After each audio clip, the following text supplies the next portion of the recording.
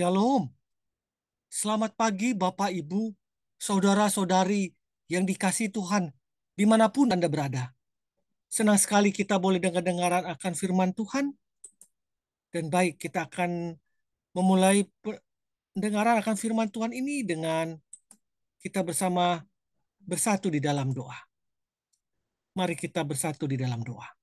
Ya Bapa yang bertata dalam kerajaan surga, terima kasih ya Bapa untuk hari yang baru yang Tuhan berikan dalam kehidupan kami.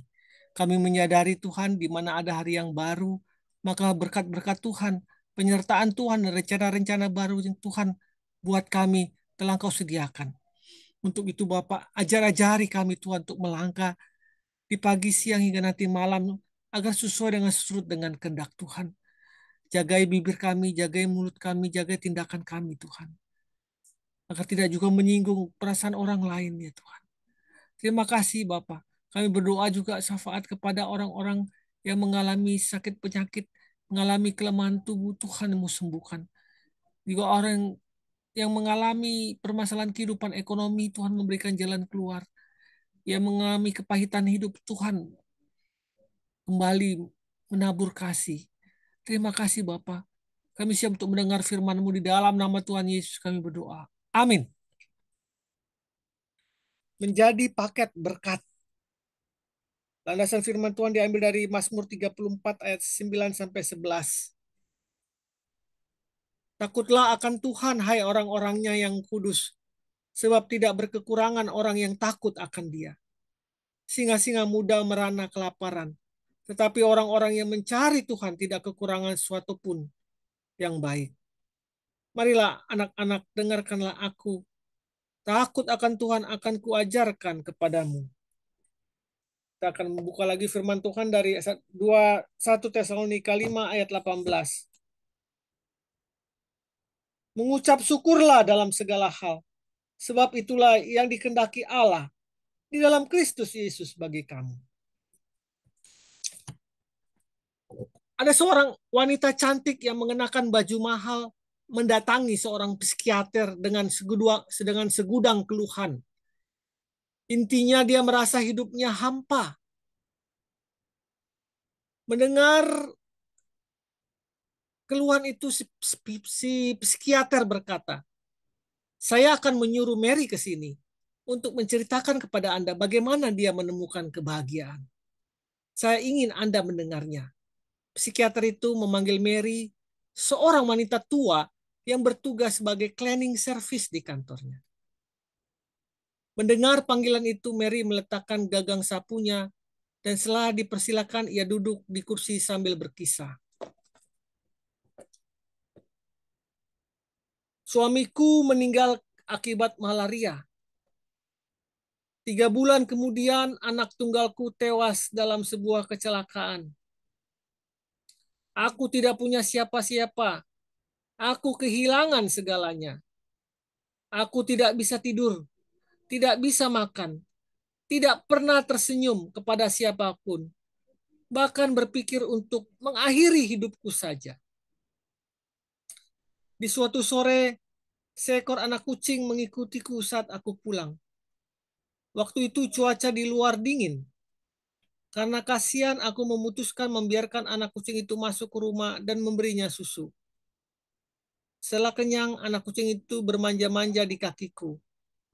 Saat itulah untuk pertama kalinya aku bisa tersenyum kembali. Sesaat kemudian aku berpikir, jika membantu seekor anak kucing saja bisa membuatku tersenyum, aku pasti akan bahagia jika melakukan sesuatu bagi orang lain. Di hari berikutnya aku membawa beberapa biskuit untuk diberikan kepada tetangga yang terbaring sakit di tempat tidur. Tiap hari aku mencoba melakukan sesuatu yang baik kepada setiap orang, dan hal itu membuatku menjadi bahagia. Ya, membuatku menjadi bahagia dengan menolong orang lain dalam hidupku. Bapak Ibu yang dikasihi Tuhan, tiap hari aku mencoba melakukan sesuatu yang baik kepada setiap orang, dan hal itu juga membuatku bahagia. Ya, Tak kala melihat orang lain bahagia, aku pun menjadi bahagia. Aku tahu banyak orang yang bisa tidur dan makan lebih baik daripadaku. Tetapi aku telah menemukan kebahagiaan ketika aku memberi dalam keterbatasanku. Ketika si wanita kaya mendengar penuturan wanita yang sangat sederhana itu, butiran-butiran air bening mengalir di pipinya. Dia memiliki segala sesuatu yang bisa dibeli dengan uang, namun kehilangan kebahagiaan yang tidak bisa dibeli dengan uang. Kalau kita sibuk menghitung berkat, sibuk bersyukur atas berkat-berkat Tuhan, dan terus menjadi berkat, apakah akan masih ada waktu untuk bersungut-sungut? Isaac Walton berkata, Tuhan hanya berdiam di dua tempat. Pertama di surga dan kedua di hati orang yang tahu bersyukur. Bersyukurlah karena setiap hari Tuhan memberi kita kesempatan untuk mengecap dan merenungkan segala kebaikannya. Saat kita merenung semua kemurahan hatinya, maka hati kita akan tergerak untuk menjadikan hidup kita lebih berharga dan berguna. Kita akan berpacu untuk berbuat sesuatu yang menjadikan kita paket berkat bagi sesama. Bapak Ibu yang dikasihi Tuhan, orang yang paling malang di dunia adalah orang yang kehilangan kesempatan untuk bersyukur atas segala berkat yang Tuhan telah berikan dan tak pernah mengalami kebahagiaan karena menjadi berkat bagi orang-orang lain. Iya, dia tidak pernah mengalami kebahagiaan karena tidak pernah menjadi berkat buat orang-orang lain. Apakah kita akan menjadi orang yang malang atau orang yang beruntung? Keputusan ada di tangan kita masing-masing. Baik, mari kita bersatu di dalam doa. Tuhan, sungguh aku bersyukur atas segala kemurahan dan kebaikan-Mu yang tidak pernah putus di sepanjang jalan hidupku.